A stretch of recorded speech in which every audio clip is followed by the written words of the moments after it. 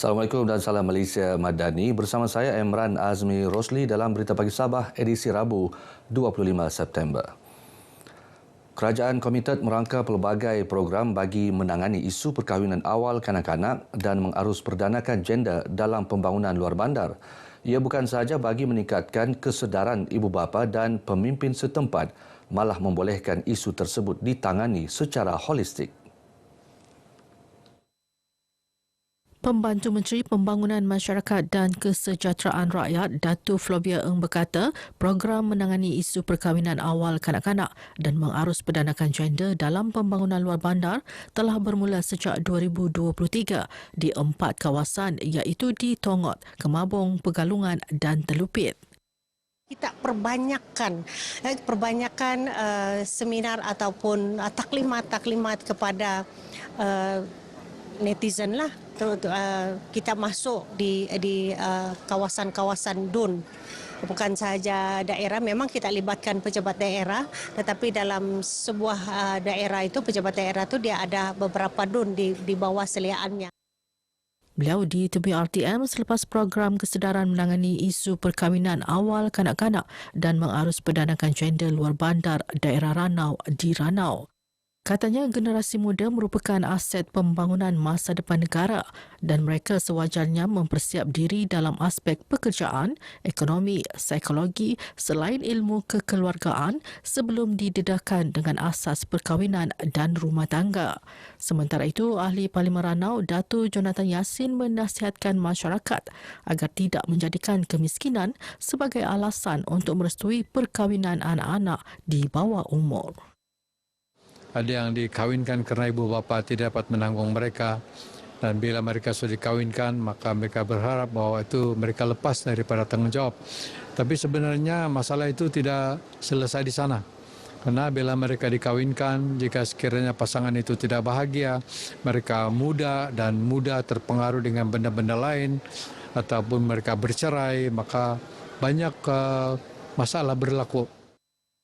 Program anjuran Jabatan Hal Ehwal Wanita Negeri Sabah Jehwa dengan kerjasama Pejabat Daerah Ranau serta UPPM Gundasang Keranaan dan Pengidatan ini diisi dengan ceramah perkahwinan awal dari perspektif perundangan, mengenali konsep gender dan relevannya dalam pembangunan luar bandar serta kesejahteraan wanita dan keluarga.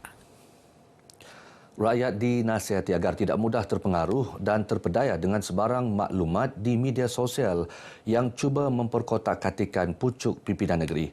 Ketua Penerangan Gagasan Rakyat Sabah, Gagasan Rakyat, Datuk Nizam Abu Bakar Titingan berkata, cubaan itu bagi mengikis kepercayaan rakyat terhadap kepimpinan Ketua Menteri Datuk Seri Panglima Haji Jinor. Jelasnya kerajaan negeri sentiasa mengutamakan kepentingan rakyat. Justru sokongan padu terhadap gagasan rakyat dalam pilihan raya negeri PRN akan datang perlu bagi meneruskan agenda pembangunan negeri. Jadi kita berharap agar masyarakat di sini khususnya di Silam tidaklah terhasut dan tidaklah terpedaya dengan daya-daya yang dimainkan oleh parti-parti pembangkang. Kerana Ketua Menteri kita ini adalah seorang Ketua Menteri yang cukup baik, yang cukup prihatin kepada semua masyarakat. Beliau menyatakan demikian selepas merasmikan mesyuarat tahunan Parti Gagasan Rakyat Sabah Bahagian Silam. Sementara itu, Ketua Bahagian Parti Gagasan Rakyat Dun Silam, Datuk Mizma Apidullah berkata, masyarakat khususnya generasi muda mahu kemudahan infrastruktur terus diberi perhatian.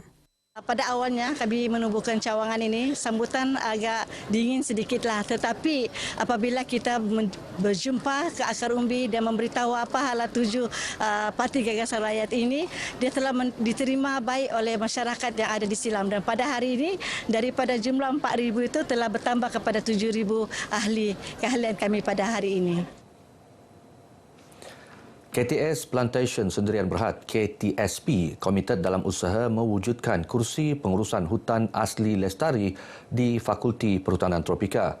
Ia bertujuan membangunkan kaedah penilaian sumber kayu, pelan penuaian kayu dan pemulihan hutan. Naib Chancellor Universiti Malaysia Sabah UMS, Datuk Dr. Kasim Mansor berkata, fokus kajian dalam kursi berkenaan adalah pengenalan penderiaan jauh dan teknologi Geographical Information System GIS di peringkat landscape bagi meningkatkan perancangan hutan sedia ada. Sebanyak RM2 juta disediakan untuk penubuhan kursi tersebut. Beliau berkata demikian dalam majlis menandatangani memorandum perjanjian MOA antara UMS dan KTSP di UMS. UMS diwakili Datuk Kasim manakala Ting Jack Hui mewakili KTSP. Majlis disaksikan Timbalan Ketua Konservator Hutan Jabatan Perhutanan Sabah Indra Purwandita Heri. Politeknik Kota Kinabalu PKK memperluas kerjasama strategik dengan meterai sijil kolaborasi rakan strategik bersama 15 syarikat, agensi dan jabatan bagi meningkatkan keboleh pasaran pelajar. Antaranya Pejabat Pendidikan Daerah Kota Kinabalu, Sapura Research Sendirian Berhad dan Nabalu Marketing Sendirian Berhad.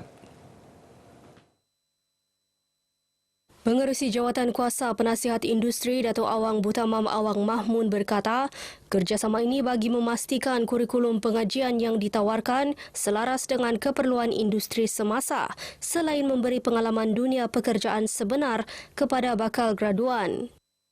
Kita memohon supaya lebih banyak lagi syarikat-syarikat atau industri-industri yang tampil untuk membuat kerjasama dengan politeknik bagi pelbagai disiplin. Dengan adanya pengalaman ini, keboleh pasaran graduan ataupun pelajar selepas tamat pengajian dengan politeknik ini akan dapat kita pertingkatkan. Melalui latihan-latihan industri ini, biasanya industri akan melihat potensi pelajar-pelajar dan seterusnya akan dapat menawarkan pekerjaan kepada pelajar-pelajar ini selepas mereka tamat pengajian di politeknik ini.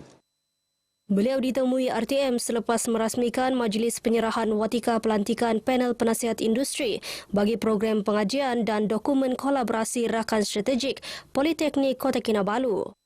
Majlis turut menyaksikan penyerahan watika pelantikan 18 panel penasihat industri IAP dari pelbagai agensi. Setakat ini, PKK telah menjalinkan 206 kerjasama strategik bersama penggiat industri di seluruh Malaysia dan luar negara serta melantik seramai 78 orang IAP bagi program pengajian. 322 pelajar sekolah dari Papar dan Kota Kinabalu menyertai Papar Maker Fair 2024 yang berlangsung di Sekolah Menengah Kebangsaan Majakir Papar. Program memberi peluang kepada pelajar menunjukkan kemahiran menyediakan permainan digital atau prototipe dengan menggunakan platform open source seperti Arduino dan Pictoblocks atau Mblock. Penganjuran kali kedua ini cukup membanggakan apabila pelajar menunjukkan prestasi cemerlang. Meningkatkan minat pelajar ke bidang STEM dan juga seperti yang kita tahu bahawa revolusi industri 4.0 ini memerlukan pelajar-pelajar kita mahir dalam teknologi digital.